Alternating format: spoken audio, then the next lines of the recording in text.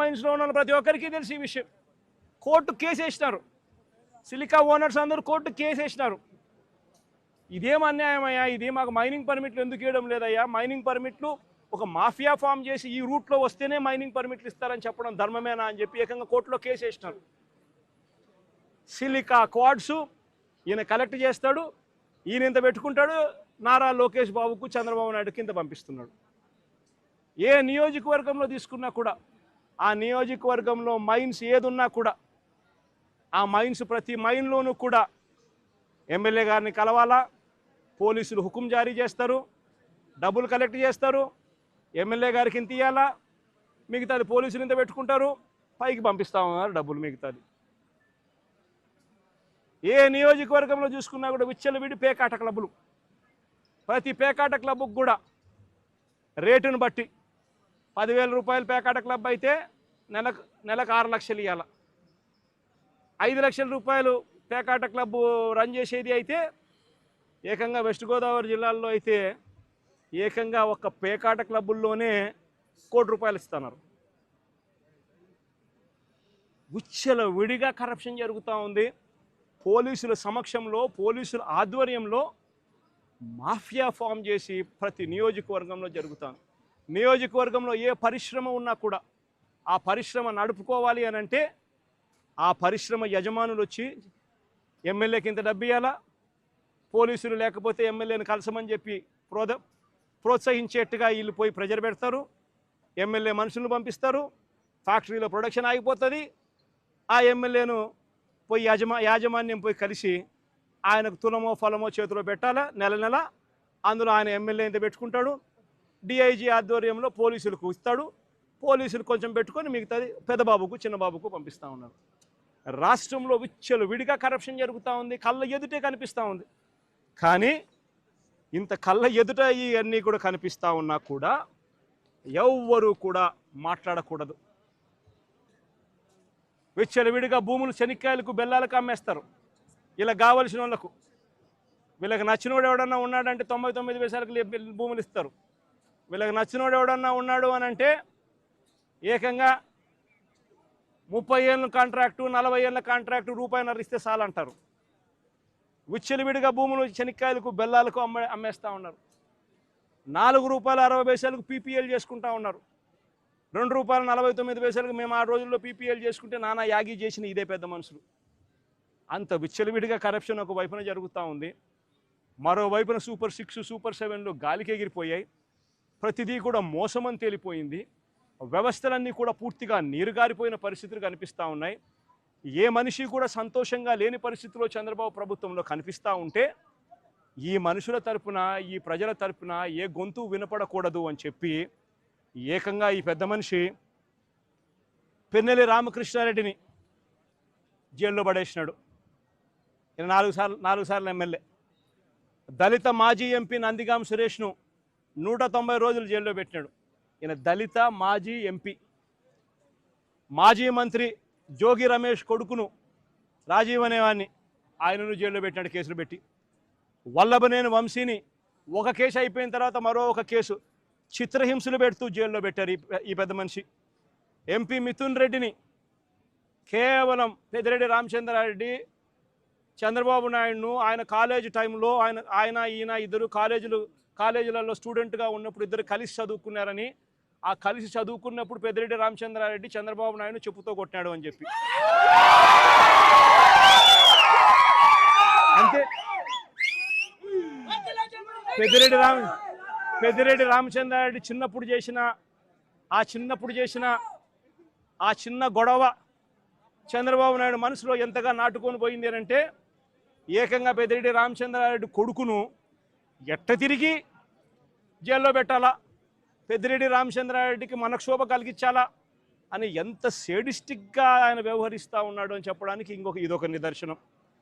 College టైంలలో గొడవలు జరుగుతూ ఉంటాయి, కొట్టుకుంటూ ఉంటారు. పిల్లోళ్ళన్నా కొట్టుకోకుండా ఉంటారా? పిల్లోళ్ళు అన్నప్పుడు చంద్రబాబు నాయుడు ఉడుకు రక్తంలో ఉంటాడు, మా పెద్దిరెడ్డి రామచంద్రనాయుడు అన్న ఉడుకు రక్తంలోనే ఉండింటాడు.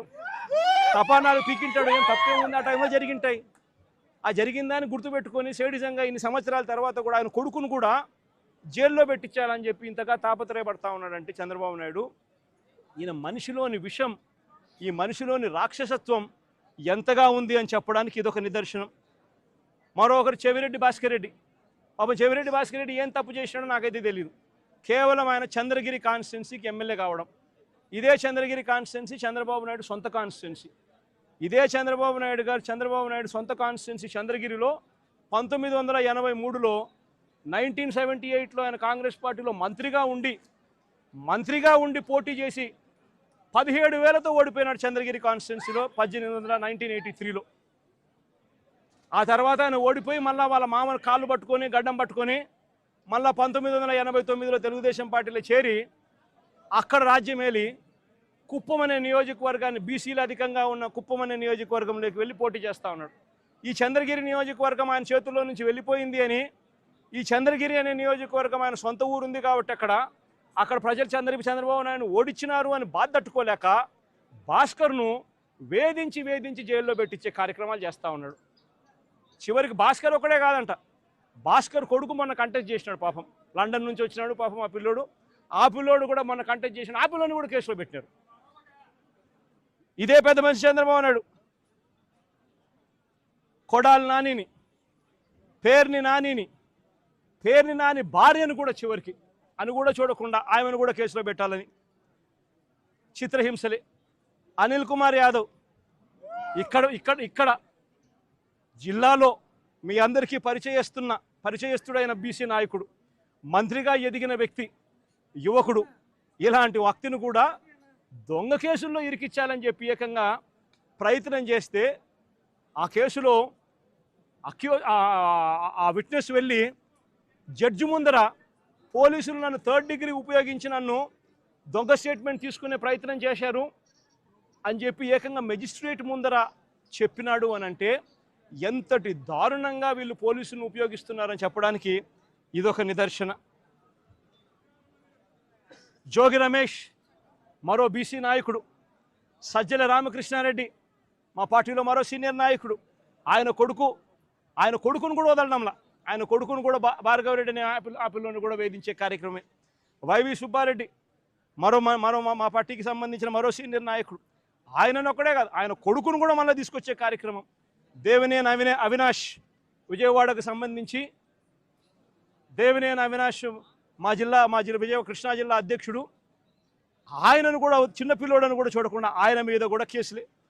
తలసిల రఘురాం, అంబటి రాంబాబు, అంబటి మురళి, విడుదల రజని, దళిత ఎమ్మెల్యే చంద్రశేఖర్, బూచేపల్లె శివప్రసాద్, ఉషశ్రీ చరణ్, తోపదుర్తి ప్రకాష్ రెడ్డి, మాజీ ఎంపీ గోరంట్ల మాధవ్, మేరుగ నాగార్జున్, దాడిశెట్టి రాజా, అబ్బాయి చౌదరి, సుధీర్, సత్తెనపల్లి మన తరఫున పోటీ చేయబోతా ఉన్న క్యాండిడేట్, లేళ్ల అప్పిరెడ్డి, గోపిరెడ్డి శ్రీనివాసరెడ్డి, సిదిరి అప్పలరాజు, మరో బీసీ మంత్రి ఉప్పాల రాము, మన ZP chairman Uppala Harika husband, Mondithoka Arun మన పార్టీకి సంబంధించిన ఎమ్మెల్సీ దళితుడు.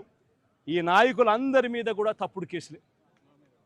మా ప్రతాప్ అన్న కూడా ఇక్కడే ఉన్నాడు. ప్రతాప్ అన్న కూడా మీద కూడా ఇంకో తప్పుడు కేసు. ఇవి కాక ఇతర నాయకుల మీద, ఇతర కార్యకర్తల మీద సోషల్ మీడియాలో చంద్రబాబు నాయుడు గారి ప్రభుత్వం చేస్తూ ఉన్న అన్యాయాలను ప్రశ్నిస్తూ ఉన్న వాళ్ళ మీద కొన్ని వేల సంఖ్యలో కేసులు పెడతా ఉన్నారు, హరాస్మెంట్ చేస్తూ ఉన్నారు. నేను అడుగుతా ఉన్నా చంద్రబాబు నాయుడు గారిని, అయ్యా చంద్రబాబు, నువ్వు చేసే ప్రతి పని కూడా ఒక తప్పుడు సాంప్రదాయానికి నువ్వు విత్తనం విత్తుతున్నావు. ఇదే విత్తనం రేపొద్దున వృక్షం అవుతుంది. నువ్వు ఏదైతే ఇత్తుతావో అదే పండుతుంది. రేపొద్దున ఎల్లకాలం నీ ప్రభుత్వమే ఉండదు. రేపొద్దున కన్ను మూసుకొని కన్ను తెరిచేసరికి మరో 3 సంవత్సరాలు అయిపోతుంది. 3 సంవత్సరాలు అయిపోతే ఆ తర్వాత వచ్చేది మా ప్రభుత్వం. మా ప్రభుత్వం వచ్చిన తర్వాత ఇదే చంద్రబాబు నాయుడు గారి అడుగులకు మడుగులెత్తిన ఈ పోలీస్ అధికారులకు ఎవరెవరైతే అన్యాయాలు చేశారో, ఎవరెవరైతే తప్పుడు పనులు చేశారో వాళ్ళందరిది కూడా లెక్క జమా తీస్తాం. వాళ్ళందరినీ కూడా చట్టం ముందర నిలబెడతాం. వాళ్ళందరినీ కూడా ఏదైతే మీరు విత్తనం విత్తారో అదే రేపొద్దున రెండింతలై మీకు తిరగబడితే మీ పరిస్థితి ఎలా ఉంటుందో మీ అందరికీ కూడా రేపు పొద్దున అర్థమయ్యేట్టుగా కూడా ఖచ్చితంగా రాబోయే రోజుల్లో జరుగుతుంది. ఇప్పటికైనా మేలుకో చంద్రబాబు అని చెప్తున్నా, ఇప్పటికైనా చంద్రబాబు తెలుసుకో అని చెప్తా ఉన్నా, ఇప్పటికైనా మీ నైజాన్ని మీ వైఖరిని మార్చుకో అని చెప్తా ఉన్నా. అలా చేయకపోతే మాత్రం రేపు పొద్దున జరిగే పరిణామాలకు మాత్రం ఖచ్చితంగా బాధ్యత మీరే వహించవలసి వస్తుంది చంద్రబాబు నాయుడు గారిని. ఆయనకు అడుగులకు మడుగులు ఎత్తే ఈ అవినీతి అధికారులను వీళ్ళందరినీ కూడా హెచ్చరిస్తూ ఉన్నా.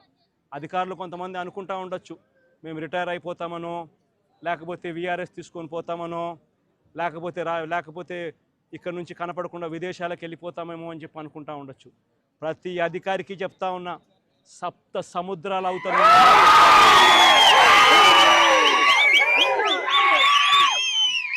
7 సముద్రాల అవతలున్నా చెప్తా ఉన్నా.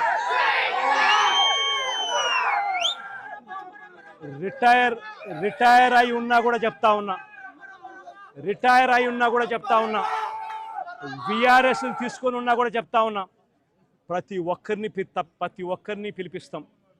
ప్రతి ఒక్కరిని కూడా పిలిపించి మీరు చేసిన ప్రతి పని కూడా చట్టం ముందర నిలబెట్టి మీ అందరికీ కూడా ఖచ్చితంగా శిక్ష పడేలా ఖచ్చితంగా అడుగులు పడతాయని మాత్రం ప్రతి ఒక్కరిని హెచ్చరిస్తా ఉన్నా.